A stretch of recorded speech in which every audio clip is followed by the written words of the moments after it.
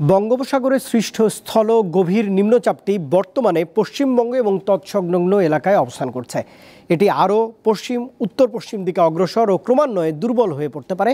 নিম্নচাপের প্রভাবে রাজধানী সহ দেশের বেশিরভাগ এলাকাতেই বৃষ্টিপাত অব্যাহত রয়েছে। আবহাওয়া অফিস জানিয়েছে, আজ সারা রাত বৃষ্টিপাত অব্যাহত থাকবে, কাল কমতে পারে।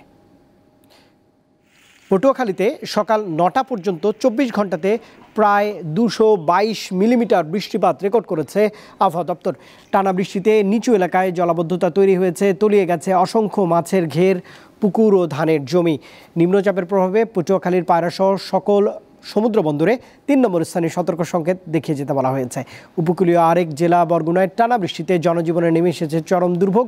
২ দিনের টানা বৃষ্টিতে পানি বেড়ে ফের বন্যায় শঙ্কায় রয়েছে লক্ষ্মীপুর জেলা। এরই মধ্যে অনেকে উঠেছেন আশ্রয় কেন্দ্রে। বৃষ্টিতে নতুন করে বিভিন্ন এলাকা প্লাবিত হয়। দুশ্চিন্তা এবং আতঙ্কে সময় পার করছেন লক্ষ্মীপুরের মানুষ।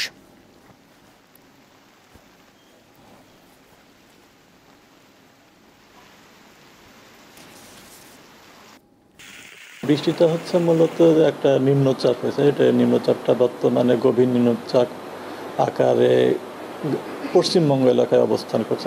বর্তমানে যে অবস্থা দেখা যাচ্ছে, এই বৃষ্টিপাতের আজকে সারাদিনই থাকবে, তবে আগামীকালকে থেকে বৃষ্টিপাতের প্রবণতাটা অনেকাংশে কমে আসবে। তবে দেশের পশ্চিমাঞ্চলে অর্থাৎ খুলনা, রাজশাহী বিভাগে হয়তো বৃষ্টিপাতের প্রবণতাটা কিছুটা বেশি থাকবে, তবে দেশের অন্যান্য অঞ্চলে বৃষ্টিপাতের পরিমাণটা অনেকটা কমে আসবে এবং সেই সাথে কিন্তু তাপমাত্রা কিছুটা বাড়বে।